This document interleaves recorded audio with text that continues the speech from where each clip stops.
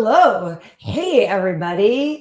Welcome to Tuesday Night Festivities. KB here. I'm going to give myself a round of applause. Thank you so much, everybody. Thank you. Yes, thank you. It's great to be here. Yes, thank you. Thank you. What a reception. Oh, my God. You guys are awesome. Hey, KB here. I'm in a mood. So hopefully Renato will be on time tonight because we have Michelle Waterson.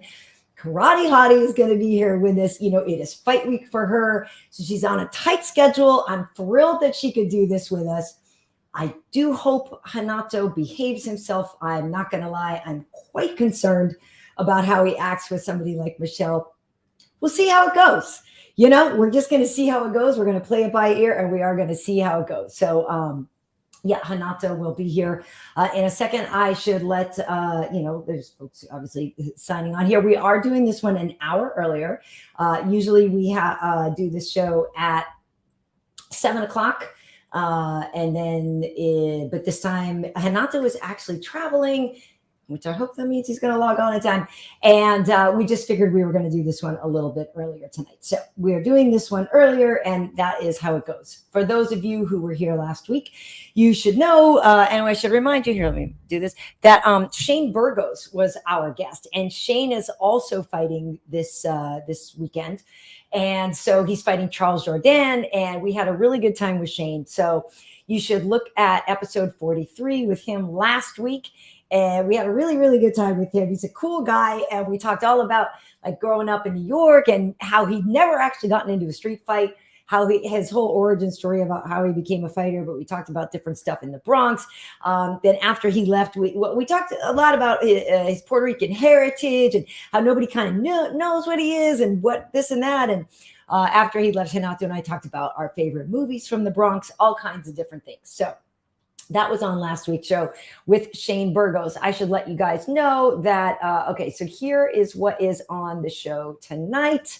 We are going to have Michelle on. We are going to have some reactions to UFC Vegas 58, where Rafael Fiziev defeated Rafael dos Anjos.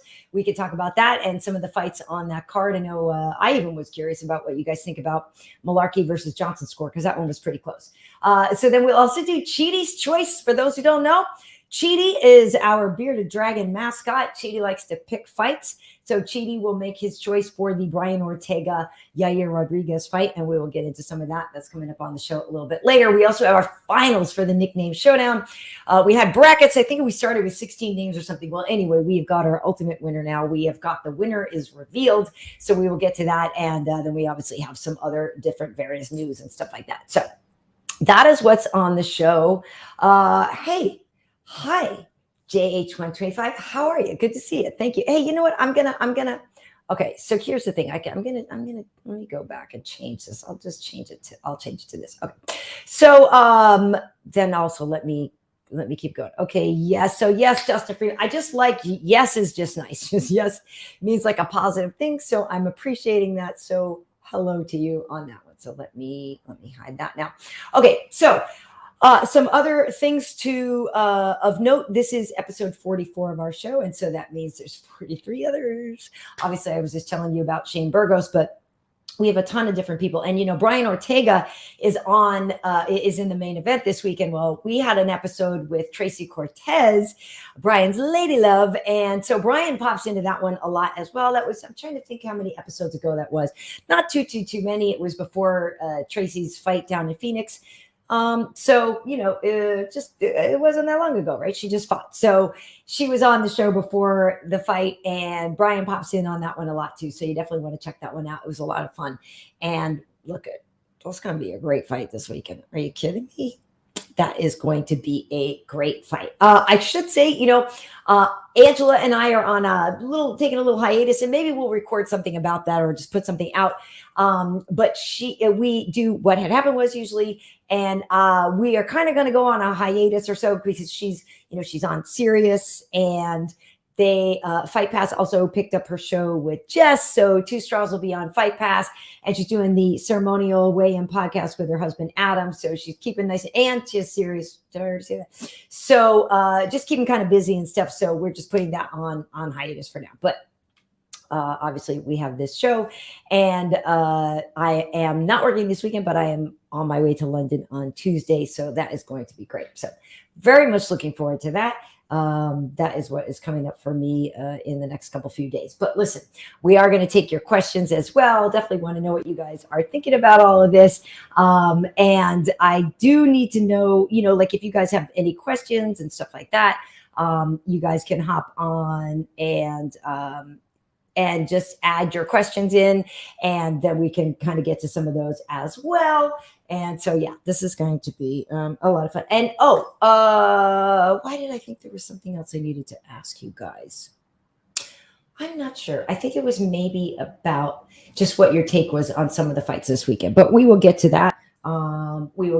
Okay. So, it looks like, see, this is the thing with Renato, with him being on his Brazilian time, is that sometimes Renato is late. And you know what, though? Baby girl is here on time, ladies and gentlemen. Here is Karate Hottie. How are you doing? Oh, I miss you. It's so good. Forever. Yeah. Yeah, it is absolutely so invigorating, really. 4 fights since I've been able to fight with a crowd. Yeah. Yeah. So this has got to feel so good for you. And I worked the last Long Island one. That was like the Weidman Gastelum one or whatever. And people went crazy. So we already know New York is like a great fight city. And the fact that, yeah, you're going to have a crowd there. Like how big a deal is that, right? Because it does seem like you're a person that feeds off the energy of having the other people around. Yeah, absolutely. I didn't think so. I always kind of was, I always try to have that attitude as far as like, it doesn't matter if it's in a backyard or, with a million people watching, Mhm. but it definitely makes a difference, because at the end of the day, we are performers and, I love entertaining the audience. I love hearing the cheers. I get a jolt of energy from the crowd for sure. Yeah, nice. So I have to ask about the matchup with Lemos, because look at well, we know this. You're never going to get an easy matchup. Like you're only going to ever get tough girls. I mean, I feel like your division is so competitive anyway. But what do you make of the matchup with Amanda? What do you like about it? I think it's a great matchup. Like you said, I people always ask me. I feel like I'm always one fight away from fighting for the belt because since I've been signed to the UFC, I've fought nothing but top teners.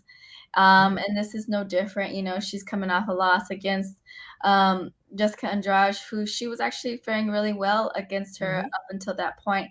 Actually, trained with Amanda a little bit. She was out Oh. here at Jackson's when she was still a 25er, so I know her. I have a lot of respect for her, and I think it stylistically will lead to a very entertaining fight. Yeah, I think so as well. And the thing is, too, I think people are just, and it's true what you said about being a fight away. So I think people are going to be excited for this too, because it's just been a minute since we've seen you fight. Like I went back and I was like, yeah, Michelle's last fight, I worked that one. That was in holy shnikes. Like that was last May. Like how has all this time transpired since then? Like what happened?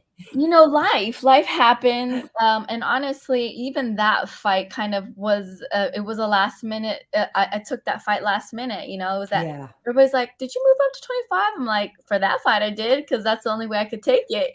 Yeah. Yeah. So, Yeah. Yeah. but it was a great opportunity. I wouldn't change it for the world. Mhm. And after that, I went out to Wales and I was filming a Netflix film with Tom Hardy and action movie director Gareth Evans, and Uh-huh. had a great experience out there. And really, sometimes you don't realize what you have until it's gone. And when Mhm. I was working on the movie set, I absolutely loved it. It was different. I was, you know, out of my realm, something that really challenged me because Mhm. that's just what I love to do, is do stuff that kind of scares me, that challenges me, that maybe I don't think I can necessarily do, but I do anyways. Mhm. And it was an amazing experience. But being out there, I was just like, man, I love fighting. I love the rawness of it. I Yeah. love that, I can I can have a bad day and walk into, the office Yes. and not have to say anything, and my teammates know what's up, and Mhm. nobody's gonna sit here and try to pat me on my back and make me feel better. Just pop in the mouthpiece, bite down, and grind it out, and it'll eventually work itself out. And just kind of just fighting is just so peeled back. There's no hiding Mhm. from it, and I love that. And I think it gave me a new sense of gratification and Mhm. appreciation for my life and my career and the life that I get to have. Because even though my life is super busy and I can't, it's your fight career is like your shadow. It follows you everywhere. You have a Yeah. bad day, you can't go home and crack open a beer. It follows you home. Right. Um, but I do get to dictate my time. And so if Mhm. there's a day when my daughter is having a play, then I can go and do that.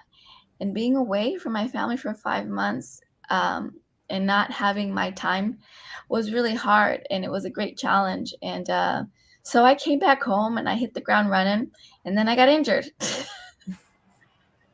Which sucks. Which sucks. Hey, listen, I'm going to hit pause right there because it looks like, oh, wait, where did he go? It looked like Hanato. Okay, wait, he was here. It looked like he was here. He said he's here. I saw him. I was going to add him in because there's, okay, here he is. Hanato. Oh, Oh, Now, Renato Laranja. first of all, Are you in first of all, family court or something? A, you're late, but B, you look good. never mind, I'm late. You lucky I even came here. oh. The U.S. Marshal let me to came under special circumstance because of Michelle Waterson. Now, let me just say one thing first of all. Okay. Speaking of, what did you say? Taking it huff on you or whatever? You said no one's gonna pat you on the back. I'll pat you on the back, boy. Don't. First of all, I've been trying to pat you on the back for a year, but Joao, he's have other plan for that one. But oh God, I'm sorry, Michelle. I'm really sorry. well, listen. Let me to be, let me to be candy here for a second. Let me put that clip up there so you can see the gold, the accoutrement. Oh God, So listen, I apologize. Are you at the January 6th hearings? I wish. What this is here, unfortunately, I'm not supposed to talk too much about that one, but I'm the key witness in a federal child support case right now.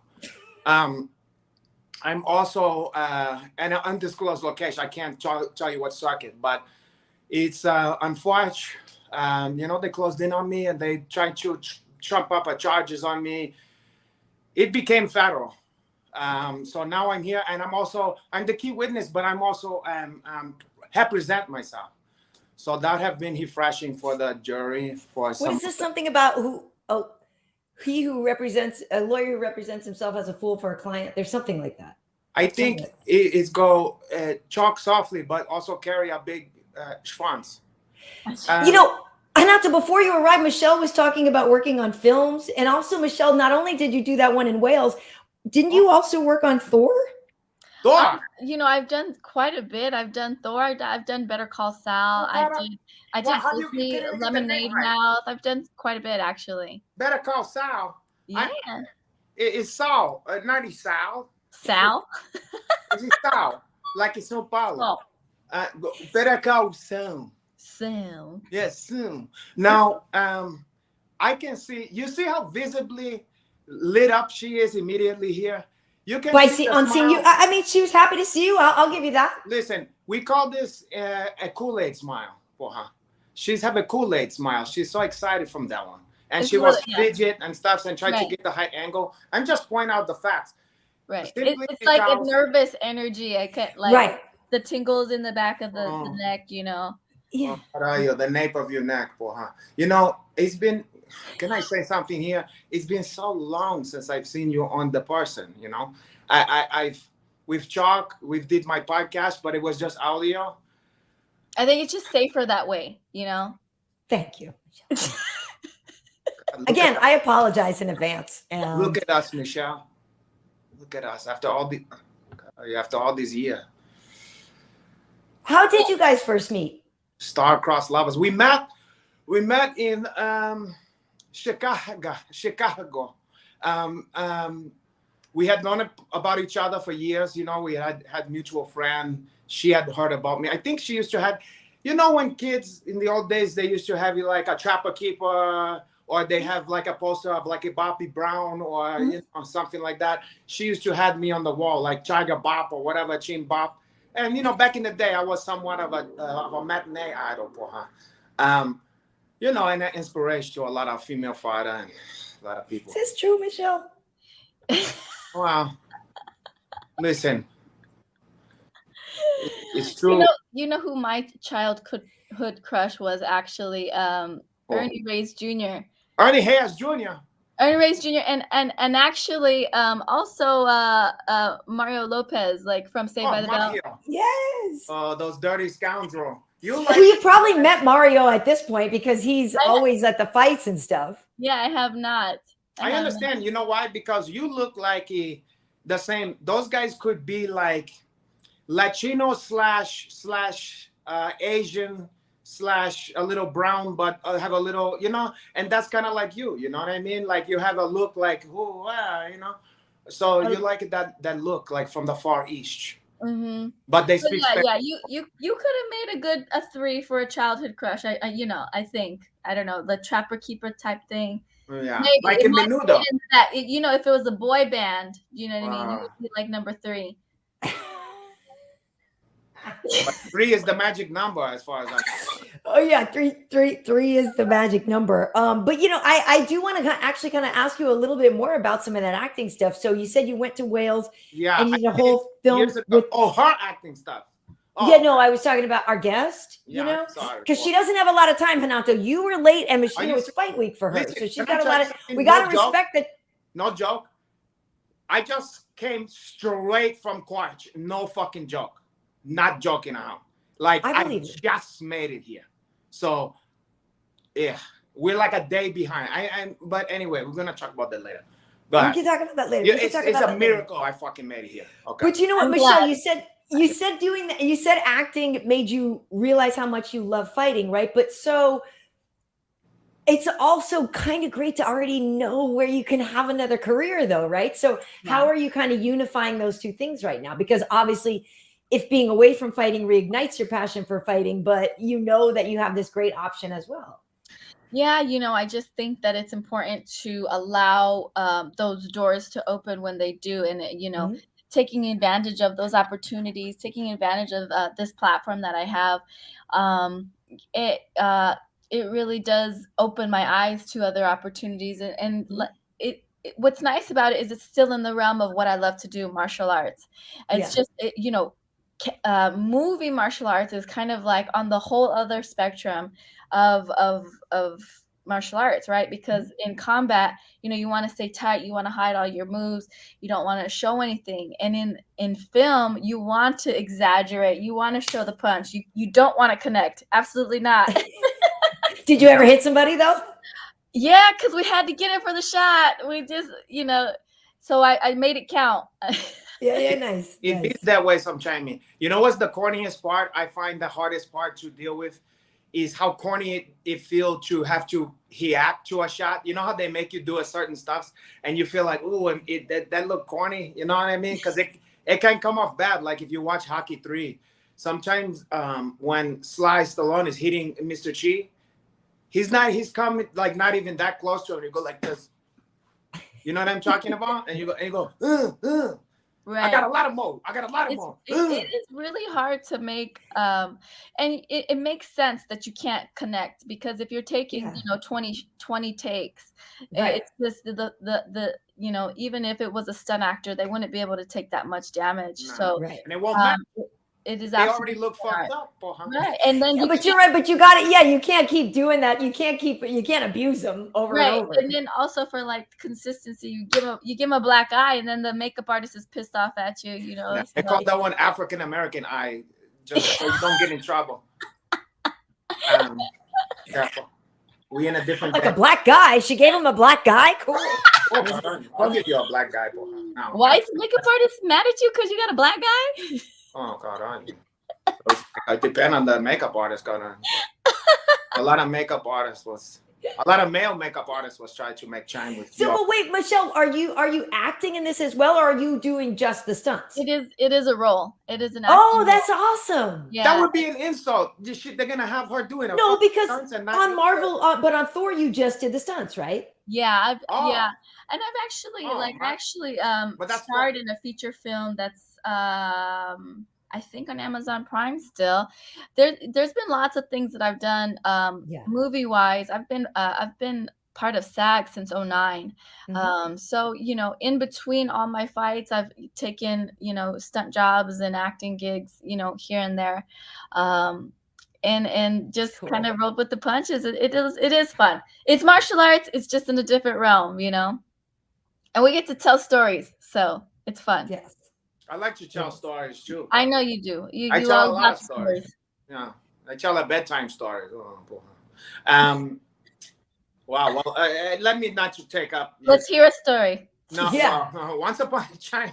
No, I don't. You don't want to hear any fucking bedtime story. No bedtime stories. No. But you know the story. I don't know how much you got into it, but the story is you're looking like you're in more.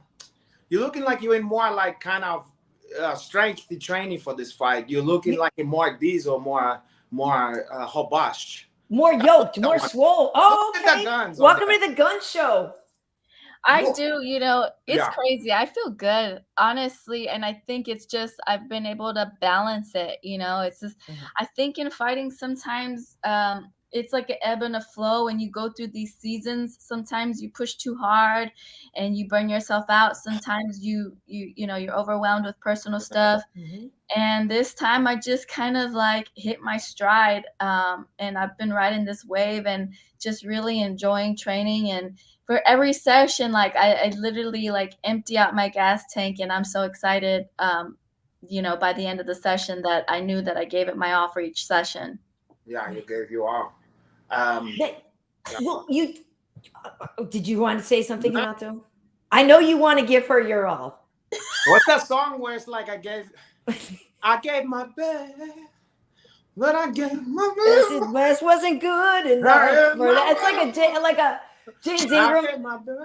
Isn't it James Ingram? Oh my God! But I have my best. No, we could have had it all for her, but didn't we almost have it all? I wish I could get the rest of the part because it's too hard. I have laryngitis from today, from the court. Yeah, I'm defending myself for her against these heathen, these Haskell, Haven, succubus. But anyway, hold on. Now, I don't want to change topic here. Now, is there any truth to the fact that some of this training, this have been some of the hardest training for you because it's like you, and I've heard through a little birdies was told me, you and Lydia Warren was kind of fighting over me in the sparring sessions, and they got a little bit overboard, and Lydia Warren was get too hype up and sometimes needed to be settled down because of the jealousy for her. Well, I think what it was like I was telling her, like, you know, you can have him because I have a husband, and she was like, well, I don't want him, so you can have him. Like that's kind of where the it's like a chug of water in a way. It was like, no, you take it. No, I don't want you. It was kind of like what I get from that. It's like hot potato. You know, I was gonna say hot potato, right? Potato, but guess what? Potato, but what kind of potato? A hot potato? Exactly. So if you're gonna be a fucking potato, you know, you're gonna be a sweet potato, or you're gonna be a fucking hot potato, you know? Right. Yeah. I understand that you have to keep it kosher with your husband and stuff. Potato dumpling or stuff. But Lydia, wow. you know. Tater tot. So Michelle, what was, if I don't want to, if you don't want to get into it, you don't have to get into it, but I know a lot of people are curious about the injury, right? Because when you posted about it, you said, hey, this could have been career ending. This could have been something major, which, makes the mind wander, because you're just like, I don't want that to happen. And I don't want that to be the case. Is it something you feel comfortable talking about, or? Well, I the reason I haven't shared it is because I'm still fighting professionally, and I know that as far as opponents go, if you can take advantage of any type of weakness, you will. I would. It is what it is. Yeah, of course. So I just have kept it private. But what I will say is, as fighters, I think we sometimes can be stubborn and overlook our own health because we think that we can live to fight another day. And I've just seen it too many times where a little injury, you push your body because you're a fighter and you're tough, and the little injury turns into a big injury, and before you know it, you're out for 2-3 years, and then you can't recover. And I didn't want that to happen. I've already been fighting professionally for 15 years. And has it been that long, Karyn? Yeah, absolutely. You don't look a day over when I first met you, when you first laid eyes on me, Karyn. But you had to take the time and address the injury so that it didn't become. I did, and I'm glad I did, because it could have been, it would have been worse, for sure. Well, we're glad you're okay. There's another thing that is kind of a downer and a negative that we're gonna have to. It's the elephant on the home. We had a contest to see who is, like, we had a tournament to see who have nickname in all of MMA history. The good news is you made it very far. Ooh. Yes. The bad news is you finally lost in the semifinal to the axe murderer. Oh, shit. All right, I'll give it to him. However, you beat out some very strong competition. I mean, you beat out my personal favorite of all time, which is Touchy Feely. You beat out Hot Chocolate. You beat out Hot Chocolate. You beat out Karayu. Who else had a? She beat out the ginger with the intent to injure. She, yeah, that's my favorite. Ruthless, all kinds of stuff. Yeah. Now, you know what? I love it. It's just, and what's great about it is I didn't pick it, so it's kind of something that stuck in. True, that's important. I'll take it for sure. Yeah. Who else? Oh, tell me this. I personally like this, and I thought women would like this guy, and I thought this was a home run, but she seemed not impressed. That guy, Caramel Thunder. Caramel Thunder. Caramel Thunder. Oh. Do you know what's his name again, Karyn? Miguel Baeza. Come on. Is that his fight name? Caramel. That's his. But Miguel Baeza is his real name. Caramel Thunder is his fight nickname, which is a great nickname, and he's a cute guy. He's a good-looking guy. He's just. Was it his stage name? It might have been, but it reminded me of a younger version of myself, Pohara. And I have such an affinity for this young man, for the style, the fighting style, the Pohara. And he's a good guy. He's looked like a caramel, like not unlike your Uncle Henach. I would argue I'm another level. There's levels to this shit. Right. I also have properties of Egyptian cinnamon and gingerbread. But that's another story for another time, another conversation. But I'm just I was hurt that he got knocked out in the first round by Sexy Yama. He did. Sexy Yama is a great name. And speaking of sexy, Brandon is saying, Michelle, loving the short haircut on you, saying it's fire. I do have to ask about that because that is a radical change in your look. Was that something for the film? Was that you just wanting to be different? Like, how did that come about? It was really funny because I went out to Wales, and for the character, they gave me this really badass silver mullet. Oh yeah, and she's just a really, really cool character. And I couldn't tell anybody what I was working on, and so all these people in my comments were like, "What's going on with Michelle? She's having a midlife crisis." Like, that's kind of what I thought. I didn't know the crisis, but I thought you was trying to like freshen it up or whatever. I didn't know what was. But I know as a girl, I'm like, you're bored sometimes. You want to just try Right. something new. It looks That's what I good. thought. Hair grows back. You know, that's how I figured it. You know, it's like it's hair. It's not a big deal to me. I thought the opportunity was just such an amazing opportunity. I couldn't pass it up, and I wanted to be all in with the character. You know, I didn't want to have to worry about it wearing a wig and it No. flying off if I was doing the action or Oh, whatever. what's the point? Right. Yeah. Right. So, but my daughter didn't like me rocking the mullet too much, so I chopped the mullet off, and it turned into this. I like it. So I now like you're the real Karyn. Out of the two of us, Michelle, you're the Karyn Well, now, that's by the funny way. because someone in my comments, in my Instagram, said, ask her why she got the I want to see you manager. Oh my gosh. It's crazy. People are crazy. They're like, oh, you can't have that nickname anymore. I'm like, does it really look like I really care? Oh, 'Cause, no, you know, it's I'm cute. already taken. And also, like, I'll rock whatever hairstyle I have. But it is funny that you that I have a Karyn haircut, because I'm starting to grow the sides out. And I told my hairstylist, I just don't want it to be kind of, and she looked at me, she's like, kind of what? And I was like, like, Yeah. Like, can I Right, see because you that? got to let the back grow, because you would have to shave the back and get that little spiky thing here, and then have that short. Yeah, Oof. it's Karyn in rehab. You're a reformed Karyn at this point, right? Like, But anyway, back to the end of that. You put a button on that conversation about the nicknaming. So Yes. can you guess who was the all-time champion of the whole thing, of all the history? gosh, didn't you say it? Did you say No, I never got mentioned beat it. out we by? have the finals. We will reveal the finals today. Oh, you're gonna winners. reveal Oh, the we didn't final. reveal that one? Oh no, we have the final Oh, winner so I today. can't win it, but you have Dude, to. no, I mean, or we could do it right now with Michelle. I have the We slide should ready. do Like, that one. Yes. We should do that. yeah, Why not? okay, What better okay. now? Okay, so the actual winner of the The whole well senior. okay, oh wait, okay, Or- okay, yes, well here we go. It came down to the last two, and these are the results.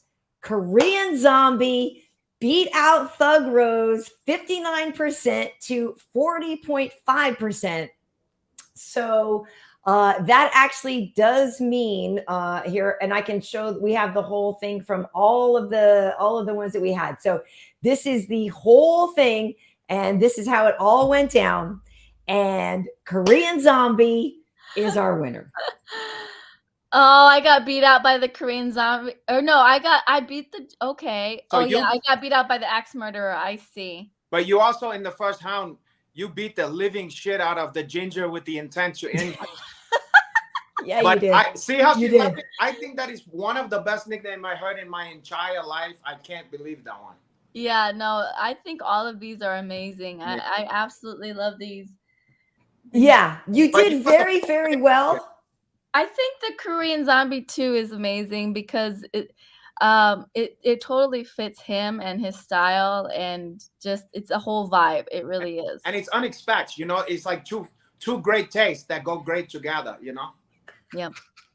You understand? Well, that is definitely it, because that's the whole thing with him. Like, and we have said for everybody that it wasn't about the fighter, you know, it was just about the name. Yeah. But there is something that's so great about the name. And partly, you know, when you have a good name, when you almost never actually use the fighter's real name. Yeah. You know what I mean? couldn't Like tell you- and so tell you his name. I couldn't tell you right. his name. And so That is the funny posters because always I say don't know who- zombie. Yeah, we always say the Korean Zombie, and that's funny too because people will walk up to me and be like, "Are you the Karate Hottie?"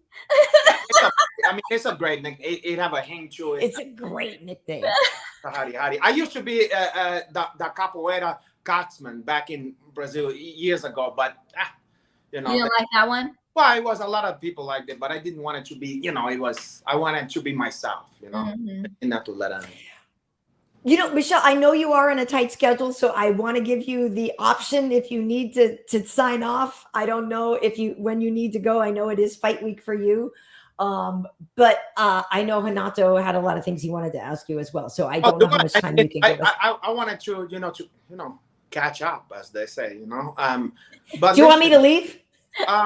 You know, that's one is a strong. No, no. Karyn is the answer. I know, yeah. Hey, Is there?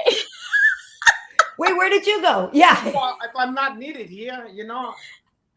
If- Yeah, you see, the Lord giveth, Hanach giveth, and he taketh away. And he can take it away. You Yeah. start praying too much, and I call you bluff.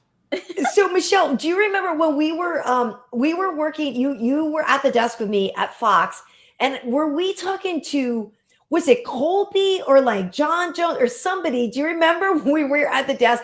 And I think it was Colby, because then he started going at it with somebody we were working with, right? Do you remember that? Yes, and it is like, it's what haunts me when I was working behind the desk as an analyst, because I was just so pulled into this conversation. It was Colby and Bisbing.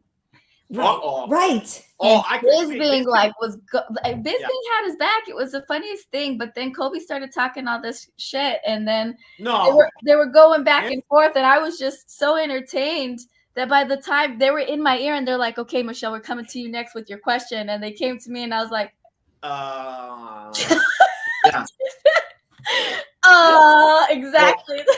Bisping is relentless. Like Kobe does a shtick, but the thing is like Bisping, that's really how he is. So like I would put my money on Bisping because he won't stop, Poha, until you finish. No.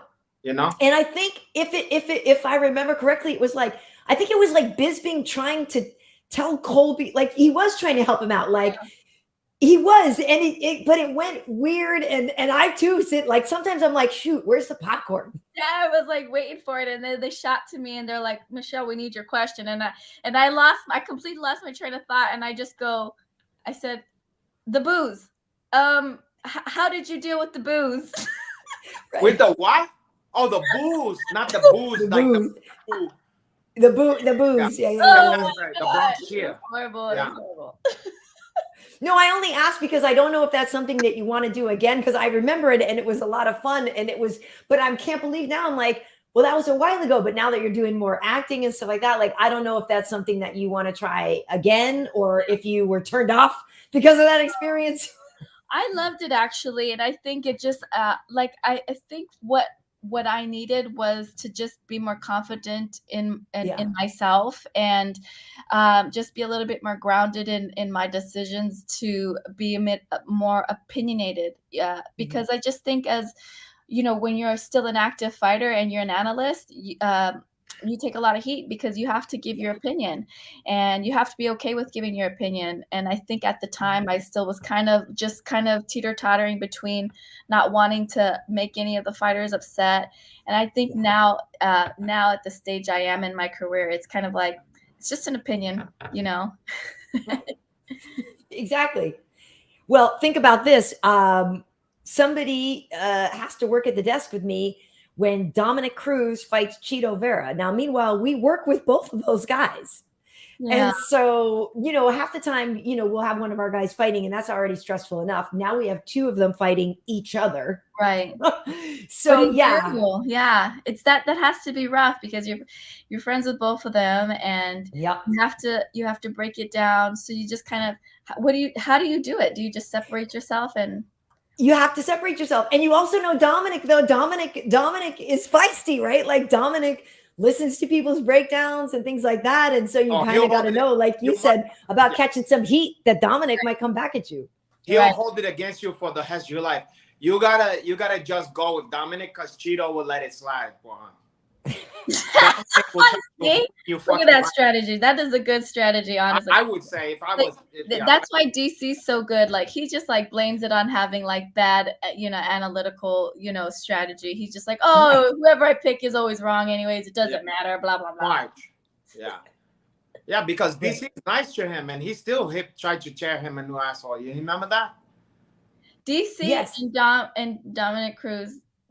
It's funny. They're like opposites. Like, Dominic is super like to the book, very analytical, and DC's kind of just like chill, laid back barbecue, just kind of shit. Barbecue. Like, that's bald. You're talking about guy, and the first thing comes to your mind is barbecue. I mean, it is what it is. Well, she's not wrong. You heard it here. Well, I mean, you guys have seen his music video with the chicken, Yeah. right? Another. Yeah. Yeah. Chicken. Yeah. Yeah. Chicken, maybe some Domino's, maybe some Kool-Aid. Yeah, the Popeyes and the Red whole thing. flour seed, ham. That was the best. I love DC. It's I so mean, funny. I love DC, No. and you know what? I also love Dominic. I love all of you guys. Honestly, I feel like being behind the desk really did Oh, all help of me them. as a fighter, because you have to break down the fights, you know. Yeah. But this was my last fight. I think sometimes as a fighter, you're so stuck in your own head that you don't get to take a step outside of that and appreciate it from the outside looking in. And I was so pissed that I lost my last fight. There was moments that I could have capitalized on that I didn't. Yeah. And I remember being in the back and I was kind of like just in my own head, and Dom walked by and was like, "Great fight." Like he was like super excited about it. And I was like, "What do you mean great fight? Like I freaking lost." And he looked at me and he kind of was just like, "Really, Michelle? Like you took that fight on 1 week's notice at 125 and like gave all the girl her cards and you took her to 5 rounds. Like you should be proud." And when he said that, I kind of like was like, "Gosh, why am I beating myself up?" And we just do as fighters, maybe not even just as fighters, but just as humans. Like we're our worst critic, you know. That's it. Yeah, that's the struggle. And when you have great goals and great aspirations, right? You're hard on yourself. Yeah. For some reason, I'm drawing a blank. Maybe because my brain is fried from today. Who was the last fight you had? Was it Rodriguez? Yeah. Marina. Oh, yeah, that chick. Because you beat Angie. You and Angie had a great fight. That was the main event. And then you were in like 2 main events in a row, right? Yeah, Rodriguez. Yeah. Well, me and Angie weren't supposed to be. And then we took that fight on 1 week's notice to the main, which we got fight of the night, which was awesome. And then I took Dominic. No. It was Dillashaw. He was supposed to be the main event, and he got that huge cut on his eye, and they needed somebody to film this place, and they called me and were like, "Hey, can you take a five round main event in 2 weeks?" And I said, "Yeah, is it at 115?" And they said, "Well, it's against Rodriguez, who's a 15er, but she can't make 15.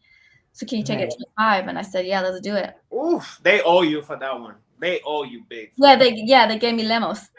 Yeah, exactly. They gave her a tough fight. They're only going to give you tough. There's no, like I was saying before I got here, Renato, like it's such a tough division. It's so competitive anyway. But yeah, this fight with Lemos, you're not going to get any easy offerings, honey. There aren't any. Yeah, that's why I fight though. That's why I fight, you know. Yeah. True. I love it. You guys, I have another interview, but it's good to see you. Oh, yes. Caramel cinnamon dolce, is that you could remember it. That's phonetically you can remember it that way. Caramel thunder. I'm not gonna hold it against you if you say it that way, but then again, I will hold it against you, Karyn. Don't let him hold it against you, please. Listen, if you had fight names, have you talked about if you had fight names? You're talking about myself? Yeah, and Karyn too. Well, yeah. Mine would. What would yours be, Karyn? What would yours be? Oh, I know what. What's your candle name? Oh, African Sunset. Oh yeah, African Sunset. Yeah. Yeah. But you play tennis, right, Karyn? I do. You like the ball blaster. Ball blaster, right? It's something that's my favorite pastime is busting my fucking balls. Exactly. Something like motor mouth or mocha something. I don't know. Is good. Yeah. Mocha master. Mocha mama. I don't know. Oh, I like that one. Michelle, you guys are the co-main event. It's Brian versus Yair, and then you versus Amanda right before that. It's going to be so good. And I'm so glad that you're back. It's been over a year since we last saw you. So just really happy to see you back. And you're looking great. I love the Karyn hair. I like the Karyn. I never mind those people. I like your hair. And I just send you best, all jokes aside, send your best to your family, your husband. Yeah. Hey, listen, he's back, Yes. he won this round. But you know, the rematch, you never know that one. I'm still fighting for the belt. And you lost, Renato. Jamie, send my love to your sisters and all that kind of stuff. I know it's been a long time since I've talked to them too, and well, I wish you the best in court as the eyewitness. Yes, and give them hell. I am. I intend to, and tell Lydia Warren that there's no hard feelings. She can have you. And my number is the same. It's Thank you, Michelle. Appreciate it. Best of luck on Saturday. We so appreciate you being here with us. You guys are the best. Thank you. We'll talk to you later. Ciao. See ya. Bye. Oh, wow. Renato. Yeah, what a cool girl. Tomorrow to see her go, Porra, because I was just getting settled in. This was extenuating circumstance. Yeah, well, I told you beforehand, like I knew she's in demand. It's fight week for her, tight schedule, and the fact that you're traveling too. And I knew this one was going to be a little tricky to coordinate. Yeah. But I'm glad you did make it. And actually, before I get into everything with you, I want to just say there was somebody here who had even made a comment that I want to highlight here. Somebody was saying something, and this is very smart, that they were saying, hey, yeah, here, Dustin Freeman was saying, don't forget to set reminders on YouTube for times like this as the show starts at a different time. I forgot to, but Renato's Twitch channel notified me, so to make sure to follow him there as well. Yeah, so this is really cool. And Dustin, here's what's cool about that. I didn't do that. Twitch did that. No, I'm telling you, listen, I've had my hands full. Twitch did that for me. I didn't have nothing to do with that. I got a question for you. Can you tell the difference between me and this fucking couch behind me? I noticed it's like the same color or whatever. Can you see where a little bit? I swear to God, you look like you're at the January 6th hearings. I am, though. Let me just change the fucking setting here. Look at that. Wait, hold on. Look at you. All like tidy. So this is no, sir. I do not believe that child is mine. No, sir. Wait, hold on. Stay tuned. I'm gonna move the couchie. Oh my God. Get that shit out. Hey, listen though, folks. I'm so glad that we had it does look like a quarter. Oh God. Okay. Look at you. You look like you're the news for Acai and oh, it's a good one, Ender. But that's pretty good. Now that Acai and oh, and thank you, No Mud. You're right. So awesome. We were able to get Michelle on, such a high profile guest. She's such a cool girl.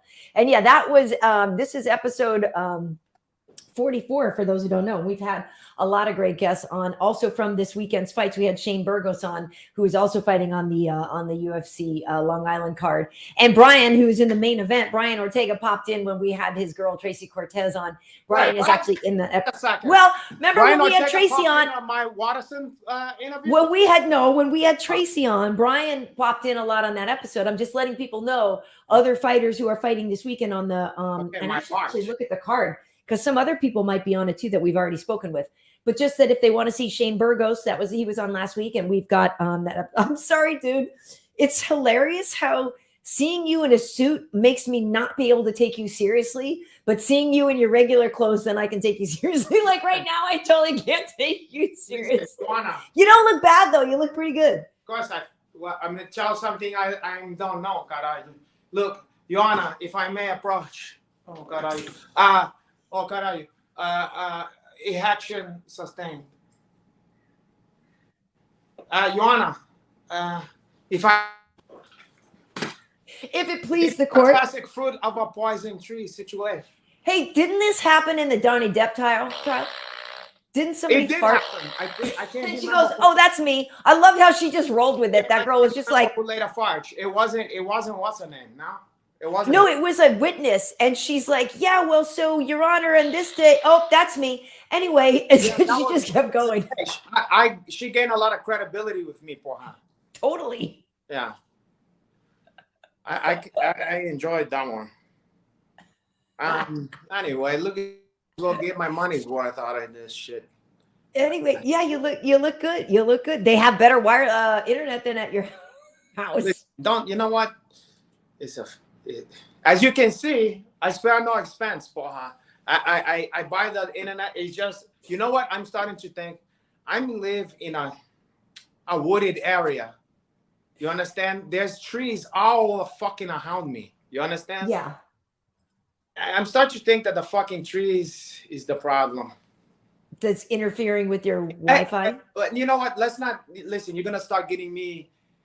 I don't need any more negativity in my life. But I've had to defend myself all day long here, and I've had to have you stepping on my toes and cock blocking me the whole interview. Listen, we're not. I'm gonna move it. I'm gonna move it right along. Listen, and I know because you're busy and we may not have as much time tonight. You might have to get because I gotta be there fucking crack of dawn tomorrow. So my normal bedtime ain't the same no more now. I'm going to bed like a normal fucking human being, Dude, I tried last night. I was around 11:30. I was like, I was reading my book and I was like, okay, I'm gonna take my little sleep aid and I'm gonna try to go to bed. Guess who still saw 2 a.m.? No, yeah, trust this chick. Trust me. I know. It sucks. It sucks. Okay, so Renato, what would you like to do first? Would you like to see? We have a couple of things we could do. We got Cheaty's choice, so we could look ahead to Ortega Rodriguez. But I feel like we should look at a couple of things from last weekend's fights. I'm good with that. I'm hunting. You know, I need some assistance here because you know, I'm gonna let you. You know, like the sushi chef at the great sushi restaurant. You don't ask them what they just give you what they. Yes. So you're gonna be the sushi chef here, and I'm at the bar, and let's just surprise me. Cool. And you have at least another half hour, right? You can hang till at least 30. You have at least 30 minutes more. Yeah, I can do that. Okay. Do the people want that? Do the people need that? I think the people want it, and I think the people need it. Here, first and foremost, listen. Look at Renato. Where'd you go? I just need to get a salsa. Stacy Blessing saying your look deserves a donation. What a blessing! Thank you, Stacy. What a blessing, I mean, but what? Okay, I want to ask the people what job if they don't know me, what job do I have? If you saw me, you don't know about who is Uncle Hanash, you don't know shit. Why you think I am? First impression. Well, you're suited on demon times. I don't know, but what could you be? Yes. What are the jobs? Somebody says bellboy. Go fuck yourself, Omega. Bellboy. No, you know what? I don't look like a bellboy. I look like fucking Bell Biv DeVoe, caralho. Bellboy. Oh, God. Oh, okay. Reek Havoc says you look like a pilot. So there's another Favela Airlines. Okay, I can't. There's a female that's involved in this situation, and we was joking because we was kind of like color coordinate, and we was joking that she's the stewardess and I'm the fucking pilot. So that's interesting that you said flight attendant. And how could she not be a pilot herself? Why couldn't that woman be a pilot, Renato? I didn't say nothing. She can't. How she's gonna? When you go into an airplane, do it go like that? Excuse me, everybody, I'm gonna be. Hello, everybody. You can see out your right side window now. We're currently flying over the Grand Canyon. And, exactly. Those of you on the left are not able to see that view, but if you come back with us in a couple days, I can do that. It's a man's. And then the woman is get on there and they ask you if you want a peanuts or a pretzel, and they give you, you know what they give you sometimes? The Bloody Mary mix, but no alcohol. And then sometimes half tomato, half Bloody Mary, and all that stuff. That, you know, you gotta be. It takes some skill to, you know, you're learning on the job, boy. And you build up a lot of miles to that one. Brewster saying you look like the defendant. Yeah, the prosecutor's in a much slicker suit. I'm the witness, I'm the key witness, but I'm also the defendant, and I'm fucking represent myself pro bono. You look like the public defender. No, you. Your Honor, my client here. Which public defender? The public defenders I seen, they look like a fucking Bernie Sanders, and they got a suit from the fucking Men's Warehouse, and they got dandruff on this part here. and they got a thing full of papers, Karaju. Gigolo? Now you know what I look like, Poha? I know what I look like. You ever seen Escort? American Gigolo? Of course I've seen American Gigolo. It's not And he like- wore Armani. Is that Armani? It's Armenio. It's Farvel Armani or Famani. Listen, you go get a catch like that. This ain't off the hack, Poha. You don't get the contour. I'm not even gonna lie, Renato. I actually love dudes in suits. You actually don't look bad, Renato. Look at you. Hold on, Poha. Don't get it twist. Hold on. Wow. Anyway. Yeah, exactly. That's what you look like. Money.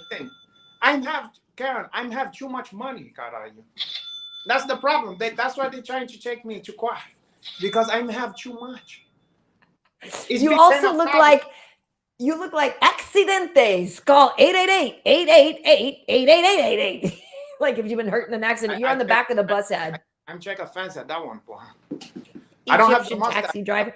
Hassan Hayek, and Hassan might know from firsthand experience. Hassan is saying you look like an Egyptian taxi driver. You know, Hassan Hayek, I am really disappointed on you. I'm really disappointed. We're supposed to stick together and look at you, boy. Like crabs. Somebody said no, man. At least a limo driver. There you go. But I don't have a hat, the captain hat or whatever I need for that one. Indian reservation poker player. You know what? With my eyes, I thought he said Indian reservation poker slayer, and I'm like, oh, caralho. Like I'm at least doing good at the tables or whatever. This one says you look like Mr. Steal Your Girl. Now you know what? Now we're talking. This is the reality. All the other guys is Henny Youngman, or Mr. Warmth. What do you call? Yeah. Don Rickles. You know. But you know the heel. You know what did Stacey Blessing say? She donated money because she didn't know what to do with herself. Boy. Yeah. Well, yeah. I mean, this one says you look like an account executive. For who? Jacoby and Maya. Oscar and Maya. That's why I was. Oscar Mayer. I'll give for you. You're for Bartles and James or somebody like you. I'm a purveyor of meat. You look like Chris Rock in the. You do in the President movie where he's twins with the guy, right? Isn't that be a bad fucking head of the. Imagine a fucking no, it's called like I can't even remember the fucking. Isn't it called head of the? I forget. No. But it is. It's the president, and it's like his twin brother, and so he goes and pretends to be him, right? Imagine a Hinacha fight remake of that. It's not a bad idea, Karyn. I would look like a fucking Goldman. You're the you're the Secret Service agent that used to help Bill C get his ladies. Oh, Karyn, I test them out first. You were busy. Like I'm like the stage. Yeah, exactly. I'm like, you know how you have to get the backstage pass? You got to go through Hinach first. Ooh. What you who would you have Hinach or Bill Clinch? Yeah, I wouldn't have been in the line. I wouldn't have been in the Clinton ride line. You know. I would not have been in that line. Yeah. Guy that comes to your door. Can you imagine if I came to your door to talk about the Bible, Karyn? You wouldn't. Hi. Have you heard the good word? Oh, Karyn, have you heard about Leviticus? Levitra kiss. Have you had the book of Levitra kiss? Oh, porra. The action lasts for 7 hours. Levitra kiss sounds like a new medicine, like to help. It is. You know, you remember Levitra? It lost out to Cialis, porra. It have a flame as the. You remember? Oh, did it? Levich. They both came at the same time and they was battling. Like, you remember Blue Hay and somebody else, or like Betamax? And Vegas? It was Levich, and Cialis was like the new ones after Viagra. And then after a while, you didn't see no more commercial for Levich. Levich lost, huh? I never tried Levich. Do you need to? No, but you know, recreational. You can see how hard your joint could possibly get, you know.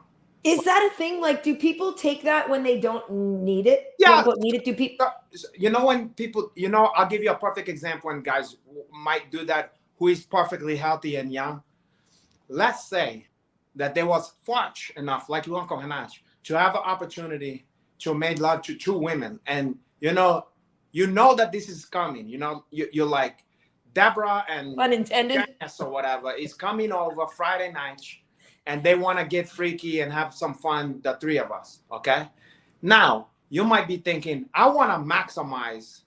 I really want to, like, really do what I got to do and have no, you know what I'm saying? Like, and whatever. You can use your imagination. I understand. You want to be up for the occasion. A guy might be like, I want to just be like a fucking superhuman all night long and no break, like do whatever is needed of you to call, to answer the call. You know what I'm saying? Yeah. And to be able to be like a sex monster or whatever. I don't know. I think that would be scary. That, like, the thought, like when you hear the thing where they're like, if it lasts for more than something hours, like that sounds very frightening. That's called priapism. I know, it's scary. That sounds very frightening. It is frightening, frankly. It's like, it's enjoyable. I don't know. This one says you look like the substitute teacher. That's way too comfortable with the senior girls. That is 100% spot on. Look who's calling the kettle black. Those girls is comfortable from your Uncle Hanach. It's not my fault that they're comfortable from me. Well, and this person is saying, to your point, yeah, you want to prepare for the fight to go fight wrestling. You want to get fight of the night. So you might take a little. Also, like, it would be a situation where you got to satisfy two women. Yeah. And you want to give yourself like some insurance that you're going to be able to do above and beyond what it may be enjoyable to them. You know what I'm saying? So you can also do the dishes and the laundry and go to the grocery store? Fuck out of here. We're not worried that if you need that, you don't need your Uncle Hanach. You don't need that. I don't know. It's a waste. So that's like a Lamborghini to go to Sprouts and get your groceries. You don't need that one. There's a lot I could say here, but I'm going to move on. I'm going to move on because, like you said, tonight it's chef's choice. But Bacchus, this person, Bacchus, was saying that you look good, though. So come on. I appreciate the Bacchus, because he knows he's Bacchus, and Bacchus is the god of, he's like me. He's like a hedonist. He's like to drink wine, take levich, and fuck several women. And you know what? In the old days, someone like me would have half goat. And I need to play the pipey, and I give you wine and I stand on my haunches like, porra, like that as I approach you. I approach you. I approach that one with a song and wine, and then we do debauchery and stuff like that. Okay. So he understands that. He know where I'm coming from, porra. Back then, they didn't have levich. But, times have changed. And instead of being half goat, you want to know something? A lot of people just call me the goat, period. I'm all goat. We're going to move along to something else now. Okay? A long emphasis on long. Although here's a quick donation before we change topics. Tim Klingel saying, you look like my child support lawyer, Richard Johansson. Yes, exactly. Yeah. Exactly. That's close enough. Close enough. Exactly. Although you're lucky, though, because Jack Corbo says we love you. You know what? So. Jack Corbo, sometimes we take for granted stuff like that. But it means something. When I lay my head down at night, no matter what happened, at least I'm going to remember that. No matter what slings and arrow and vitriol, frankly, that Karyn Bryant threw at me, I can put that. Vitriol? Is it vitriol or is it playful sparring? Playful sparring. Playful sparring is what I wanted to do after this thing with you and Michelle Waterson. But you guys. Michelle, speaking of pleasing two girls with one. Oh, porra. You don't know what's good for you. These women. You're actually right. I don't know. You think you got all the hustle of your life to be young and beautiful and stuff like that. And one day you're going to wake up longing the truth. and you're gonna ask your Uncle Henach, hey, Uncle Henach, remember when we won? And I go like this, like you touch it, I go, yeah, who are you? Wow. Wow. What's a movie like that where someone they don't recognize someone like oh caralho. Right. You know what? It's like a Scrooge or whatever, the Ghost of Christmas Past. I'm gonna be like, what? Who are you? Or like a Twilight Zone, you know? Because I'm gonna stay young, Luke, forever. Okay, well, I will remember this day as the day that that I declined a threesome with you and Michelle Waterson, and I will. Don't put that on me, poor huh? Yeah, I mean, you're right. I might regret this day forever and ever. You'll who totally. I will rue the day. Just like this harpy is gonna who the day in Quartiga. They're gonna. Yeah, exactly. Backfire. Sometimes it backfire. You'll see. Okay. All right. So here's the thing. I want to get your take on. Don't know if you saw Rafael dos Anjos versus Rafael Fiziev. That was this was a really good fight. In the end, Fiziev won. I kind of initially thought the stoppage was a little early, but I'm okay with it, I guess. You know, yeah. I personally, I'm not gonna get too caught up in the stoppage because you can't win in the fucking stoppages here. You know, I mean, of course, if you Dos Anjos, you're gonna be upset from that. But you know, if it go too long, then everybody on fucking social media, oh, you're trying to get somebody killed, they should fire this fucking guy. You know, I mean, you gotta be. For me, though, it's like a former champion, a tough guy. I mean, Rafael dos Anjos has been in some incredible fights. So to me, it was who it was. But then when you watch it over and over, it was like, nah, that was a good hit. He was out. I mean, give me your best pitch for what you think was gonna happen in the next 3, 4, or 5 seconds. I think it potentially, and I know what you're saying. I know what you're getting at. Yes, potentially, Rafael could have, let's say if Fiziev had jumped in to like go for the finishing, you know, you never know. Rafael could have thrown something up, gotten a triangle. You know, or if he just had gone to the ground and scrambled, because Rafael can wrestle and can grapple and can scramble. So, now, why do you think they have stopped it in that situation? What's your best guess for why he stopped them? Because it looked like Rafael dos Anjos' eyes probably rolled back in his head because he looked like he was maybe a flash knockout. Okay, I mean, here's the question. If in the Who's meeting, and by the Who's, the referee is told, if you see a fighter's eyes hold back in the back of their fucking head and they down, what are you supposed to do in every case of that? Call it off. So in that sense, I can never blame a person for following what they was literally instruct they have to do. Right. That's their job, is to let the fighter live to fight another day. Like, that's why they're there.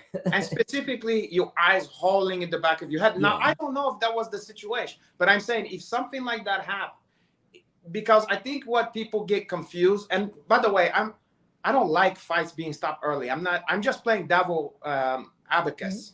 Okay. So actually, Keanu Reeves was a lawyer in the movie Devil's Advocate. You might be working with Satan this weekend. Wow, this week. Satan's on the other side. My God, is all the other. Right, you and Charlize Theron. There's gonna all of a sudden, is Al Pacino there? I'll check. Oh, I'm the devil. Oh, I'm the devil. God, objection, Your Honor. No, but here's the wait. What the fuck I was saying here about? What was I just talking about? Never mind, double abacus. I'm saying the referee lets him live to fight another day. So yes, me complaining about it being stopped early really is actually just means that he saved dos Anjos some mental. Yeah. First of all, my God is on my side in this case. So if you guys this week, if you praying to God or whatever, he's busy and stuff. So doing something. Also, Jesus Christ is busy. Please, God, don't let me pay for all these people. Please don't let this be my baby. Please don't let this be my baby. And don't try to win any BET awards or no kind of nothing. because he's not gonna help this week. But in the case, okay, so now the criteria, I can understand where people get confused about something here, because I think sometimes the criteria that you're seeing is he intelligently defend himself? Right. And if he's not, did I fuck up there? No, you're here. Because you scrambled up to me. So you froze for a second, but you're here. Okay. So I think sometimes people, when they understand that one, you know, when it look like someone's not even doing nothing and they're taking a beating. Yep. And then they wonder, well, why he let it go on so long in that situation, but then in the like other one, he didn't even hit him that many times, and then they call. But I think that whole eyes holding in the back of your head changes that situation. So maybe he was gonna let you take some more damage, but he saw your eyes hole in the back of your head. Then it didn't matter if he was trying to grab legs or whatever the fuck you're doing. It's like, oh, your brain is like a fucking slot machine with the number. Yeah. That could be it. And it also could be them taking into consideration, you know, Rafael is 37, I believe. And so maybe it's them taking into consideration his age. Look at, I just really like the guy, like, you know, and maybe that's part of it too. I'm not going to pretend that my liking RDA isn't kind of influencing my opinion on that as well, because when you like somebody and you think a fight got stopped too soon or something like that, you're like, hey, that's not fair. You know what I mean? It doesn't seem right. Trying to take some of the sting out of it. Not that I even agree with the stoppage. I'm just saying, I'm trying to help maybe you thinking of it in a different way if it's bothering you, you know? Thank you. Maybe let's not, and referees fuck up too, but well, it's right, not they always do. the case. You know, like we also have to, it's fine to criticize somebody, but we can't criticize them for shit that's out of their control. Right. Well, and this one, the underbend here is saying we're all partial to HDA here. Yes, exactly. I think this is an HDA. I just realized I have to plug my computer in. I think this is an HDA crowd. And so, you know, it's just that, I mean, look at it was a great fight. Omega saying they thought it was early. It was very competitive. And look at Fiziev is for 100% sure the future, like between Fiziev, Armin Sarukian, Mateusz Gamrot, like there's so much new talent in the lightweight division. Like I'm actually legit psyched about the guys that we have coming up in the division. Yeah. That said, I thought the stoppage was a little early. And you know, I just thought of something while we were saying this is you also gotta remember the baggage that each have carry with him. This is why we can't be too willy-nilly when we criticize these guys, because sometimes the reason why this guy might have had, I can't even remember who was the half. Who was it? I don't think it was Herb, and I don't think it was. Let's just say it was whoever. And so this person may have had his last or a couple ago one where he let it go too long, and people was like, "You monster, you piece of shit, you don't care, so you would die. What do you want him to be, a vegetable?" You know, all this kind of stuff. Then.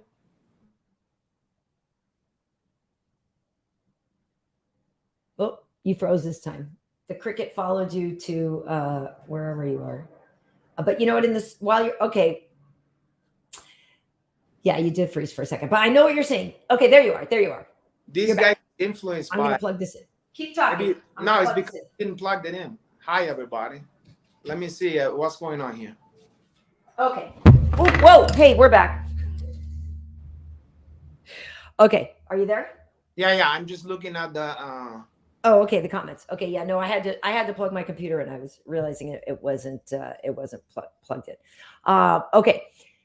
Dramatic pause. Yes. But yeah. Okay. So I get it.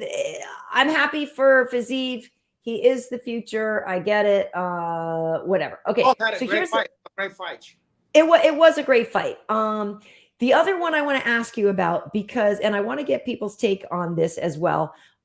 Because this one to me was the other one that was, there were some good fights, but this is the one that stood out to me Great fight.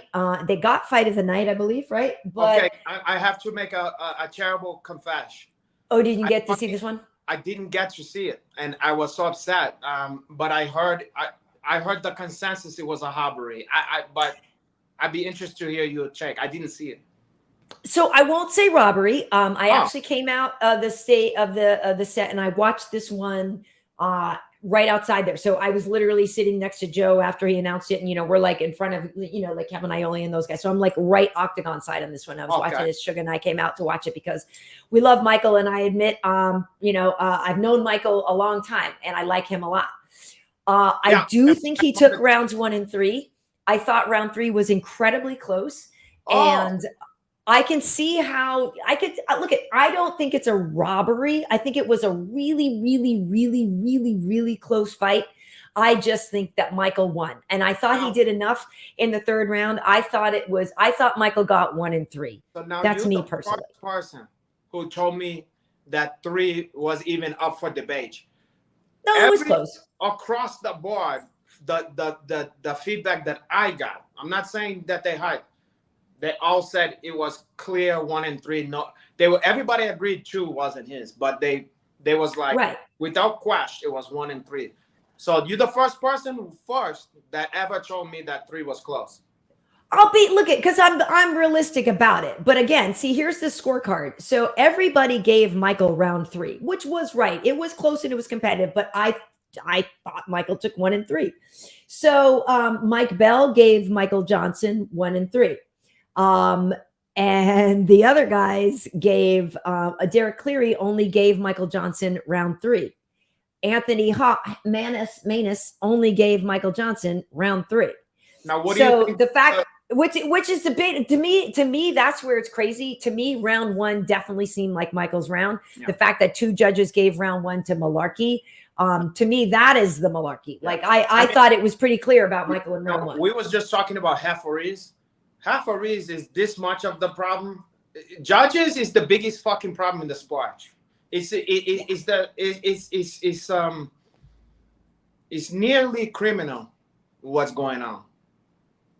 The fact one day we're gonna figure this shit out from now, whatever, not in our lifetime, and they're gonna look back and go, "That's how they did it."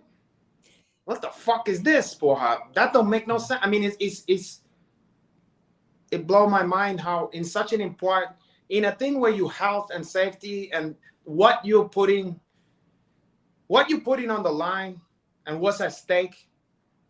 The fact that it's so willy-nilly like that is just blow my fucking mind. Like I can't understand.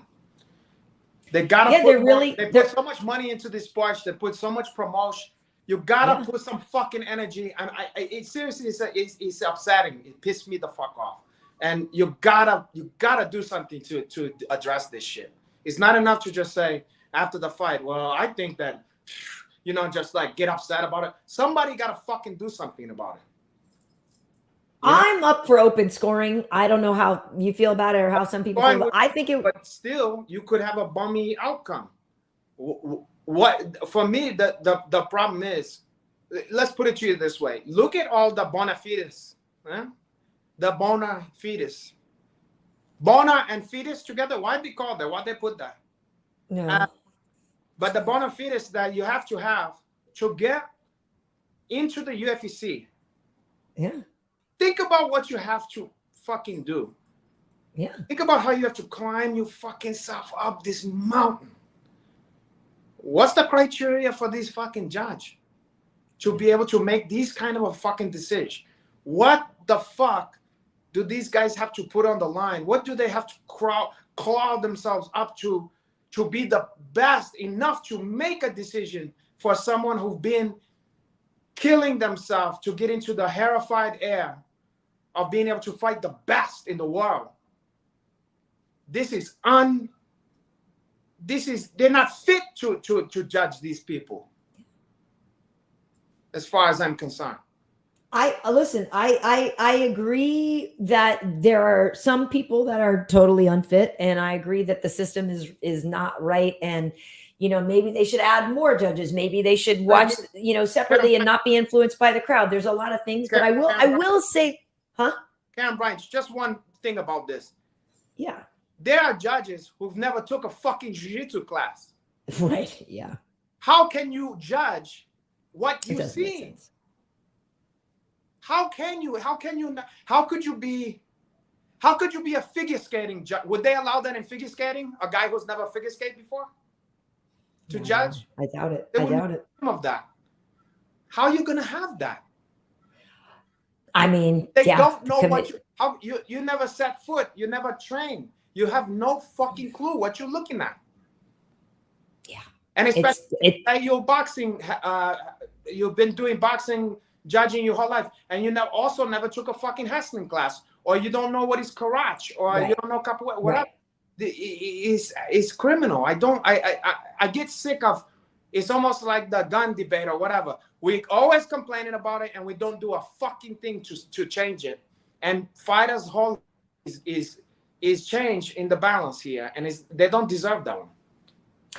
Yeah, I will say, if it's any consolation at all, that I have spoken to when I'm at the Apex, and I've been there and I've watched close fights, and I didn't speak to them after the Michael Johnson fight, but I've spoken to them after other close fights, because the refs, the judges are right there, and I've told them right away. I'm like, didn't agree with what you guys just said, or what it came out to be. And they're like, oh, why not? Or what did you think? And I'm like, well, I thought I saw so-and-so do X, Y, and Z. So I will say that I have had firsthand conversations with them, and they are at least conscientious of the fact that you might see something they didn't see or whatever. Like they know it's a hard, impossible job. Like it is to me, it's not freaking hard job. What's okay? Look, it's hard job. Could you imagine? Let's say let's pick at 3 Hitchhiker fighters. Let's pick DC, Bisping, or is a Hitchhiker that commentate? And Felder. Oh, okay. Could you even fathom them getting in a situation where 2 of them have it, 3 hounds to 2 hounds to 1, and then the other guy have all 3 for the other guy? No. It's almost like you can't even dream of that happen. Why? I'll tell you why. Because these guys know what the fuck they like. And you don't just get there magically. It takes time. It takes training. It take you understand what the fuck is going on. Yeah, So you're right. They do almost always judge see it the same way. Don't know. Why would you have it? Where would you ever have that? Would you have you know what? Maybe I'm passionate. I can't believe that. Maybe because the court situation. I was just gonna say. I'm serious here. Think about this. I'm just thinking about this. Imagine having the judge sitting up there, and he's never been a lawyer, never been to law school. But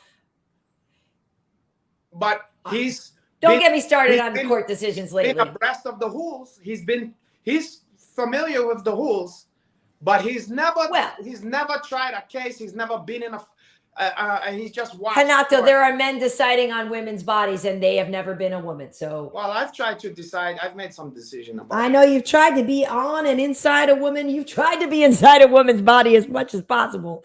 Well, but I 100%. Everything is kosher. I gotta make sure it's not poison.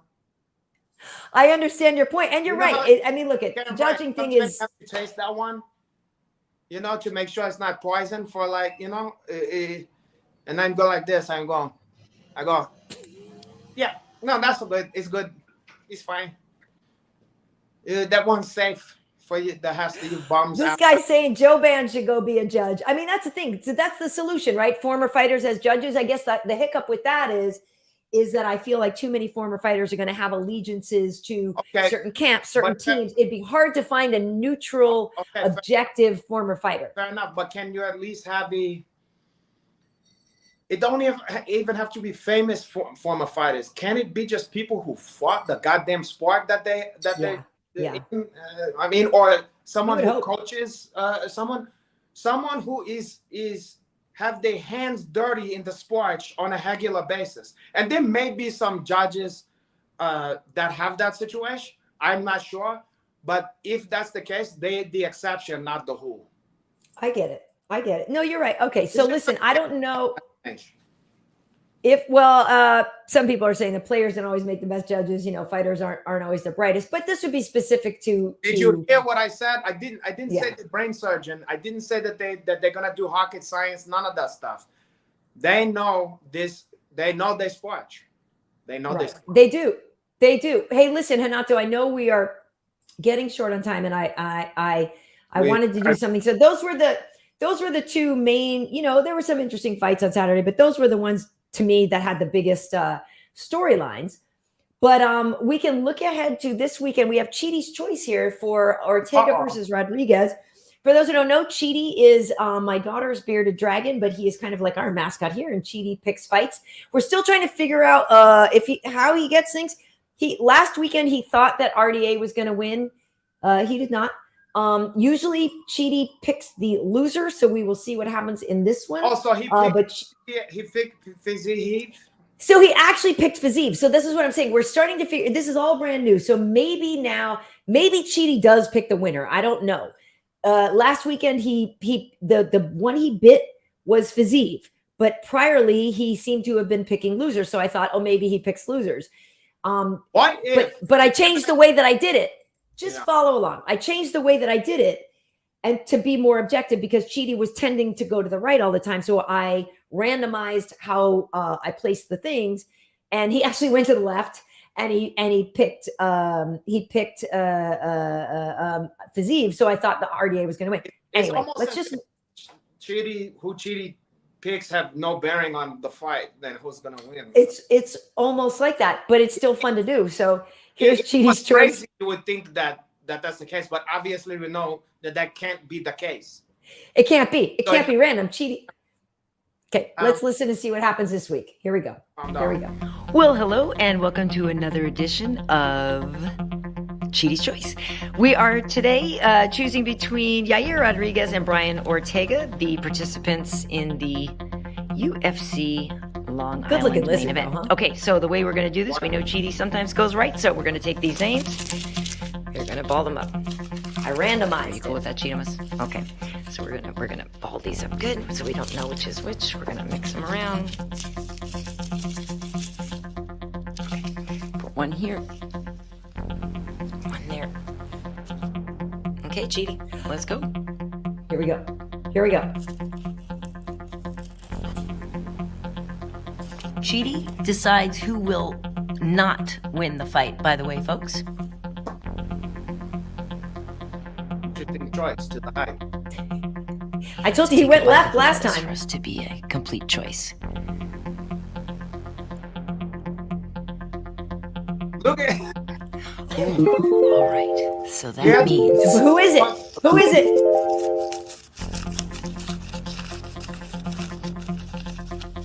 Yair Rodriguez will not be winning the fight, Not good news for the. according to this bearded dragon. It's gonna be a heck of a scrap, but Chiti has chosen Yair Rodriguez will not be winning. Well, Ortega's gonna win. well, we can only hope. I mean, he threw us a curveball. We are an Ortega-friendly show here. We are not Ortega, and also let's be clear. I'm a big fan of the fighting of Rodriguez. I don't know him at all, but boy, I like. I'll never miss a Rodriguez fight. You know. Me too. But I can't hoot for him in this situation. I mean, there's no way. I know. Yeah. I know. It's tough. People are Chiti's name gotta be, they're saying we gotta change him to Godzilla. It's not a curse. This is the whole thing is Rodriguez, like you said, I never miss any of his fights either, because he is absolutely incredible and so much fun to watch. Yeah. And so like that's the whole thing. So Chiti has decided. Chiti says that Yair's not going to win, but Yair is cash money to watch. Yeah. The fight between him and Zombie is one of my favorite things. Forget fight. I mean, it's my favorite. One of my favorite things I've ever. It is just some of the most fun. It's unfortunate to me because, you know, there were some things with some rescheduling, right? And then the thing down in Mexico with the eye poke that time with Jeremy Stevens, I was working that fight. Yeah. So I think, unfortunately, Yair has had a couple of things, or like people don't know him as well as some other fighters. And so I don't know if he's been as embraced as some others, but if we're only talking strictly fight style, Yeah. this dude should be on your list of people that you like. Oh, absolutely. And I think I'm thinking Mexico, he probably have a bigger fan base than we see here. I would imagine that he's a bigger star in Mexico. Yeah. You know, like Pantera. Chidi, I mean, not Chidi, Cheeto. Yes. Back in like Yes. Ecuador or whatever. Yep. They showed him like touching down there, and they treated that guy like he was Al Jaho or like he was Chetty Pendergrass. Like he was, you know. Like he was a big deal. No, I agree. I think Yair is a bigger deal, maybe in Mexico. And just, I mean, here's the thing: is just so much of we've spent so much more time with Brian, knowing Brian's been a little more active, and then also just things that he's done when he was working with. Remember when he was working with Robert Downey Jr. and raising money and raising awareness and.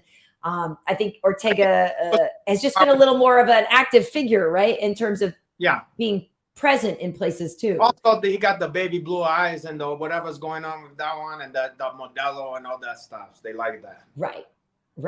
But I think this is going to be an incredible fight. If Chidi is correct, Brian will get it. We know that sometimes Brian can start a little slow and he has a lot of late round finishes, or, this will be 5 rounds, but he's got third round finishes. And Brian is a guy that can come on strong the later the fight goes. So I'm not exactly sure what to expect here. This is a fight fan favorite. I mean, this, you want to see this one. This is no matter what, it's going to be crazy. And no matter what outcome, it's going to be exciting.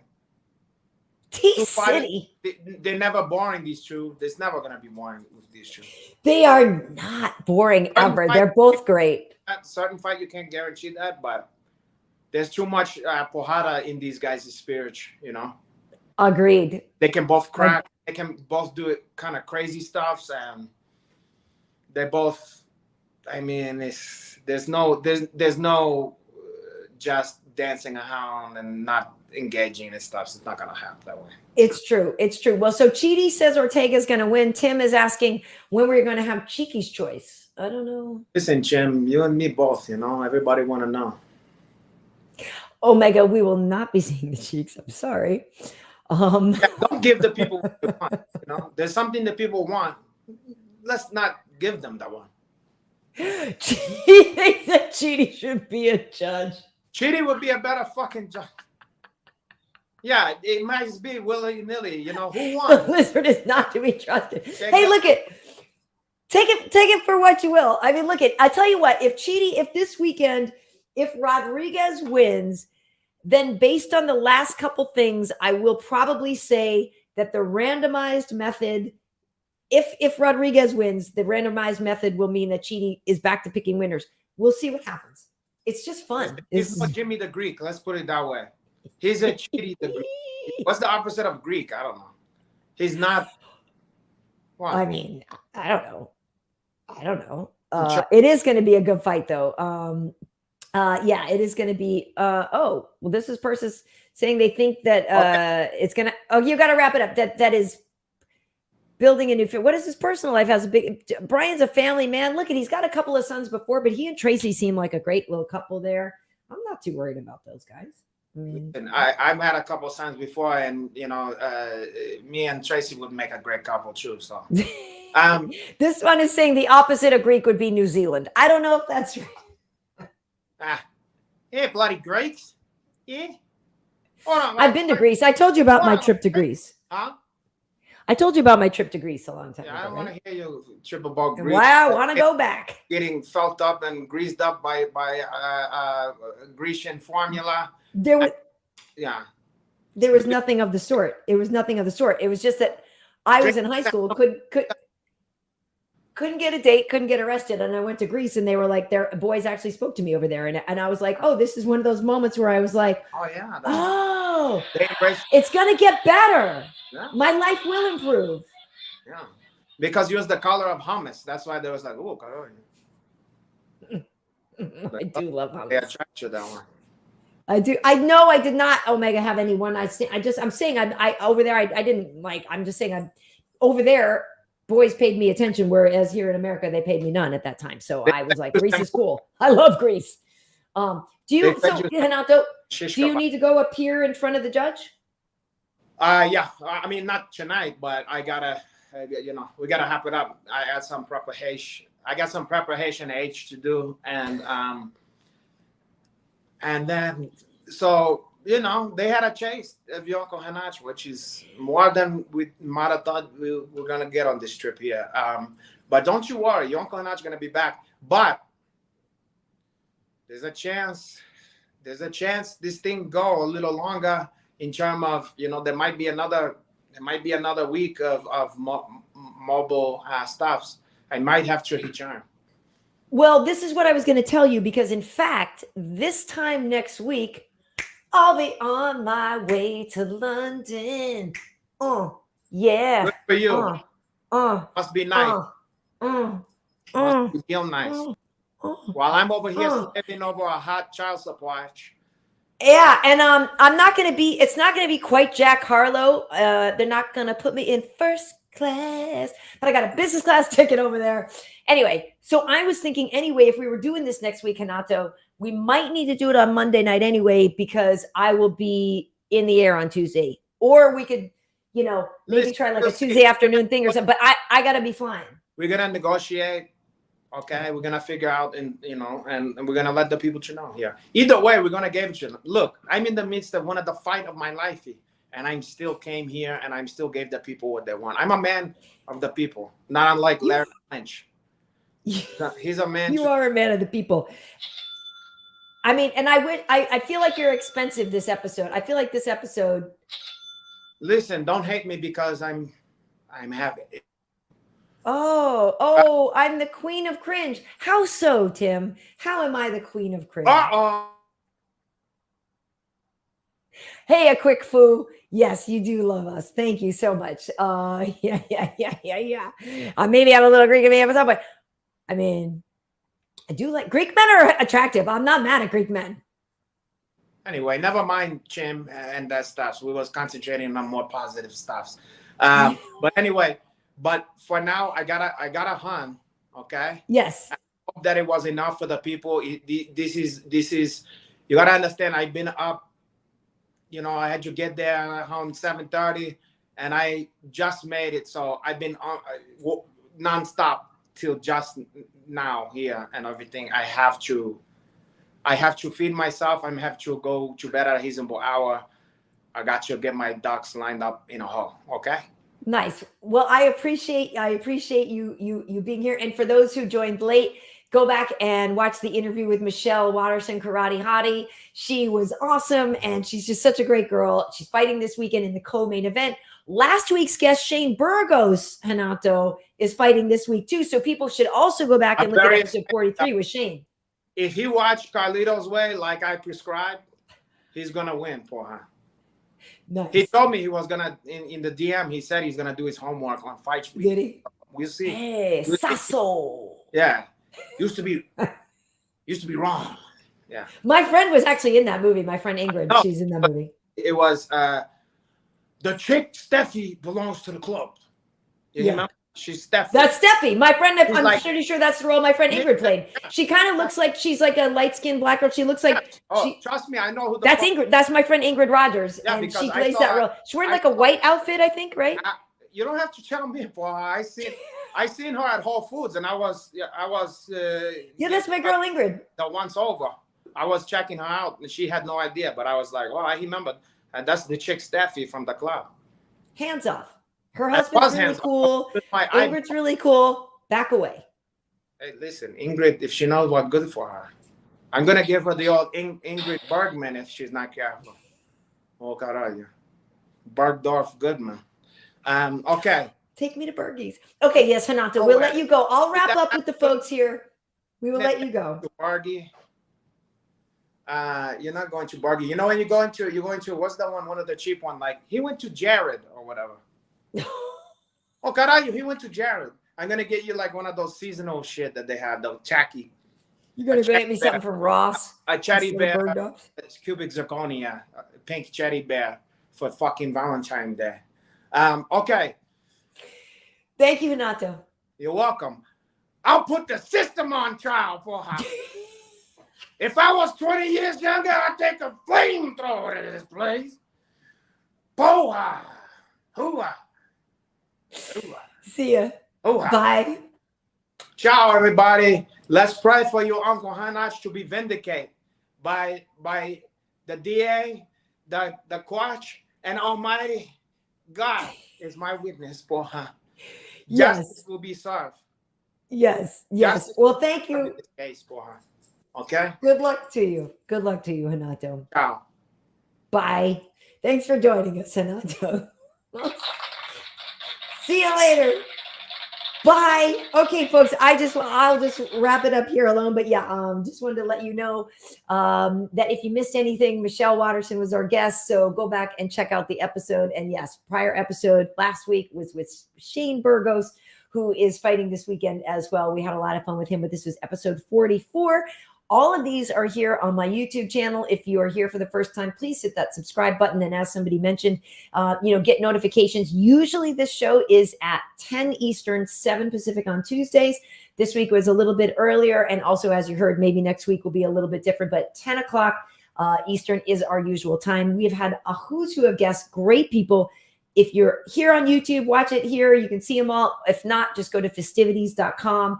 It is very, very, very simple. But yeah, this is, in fact, here, I can say this is where I'll show you where you can find the show and where you can find us and everything. But yeah, really appreciate you guys joining us. Thanks for being here, and we will see you next time.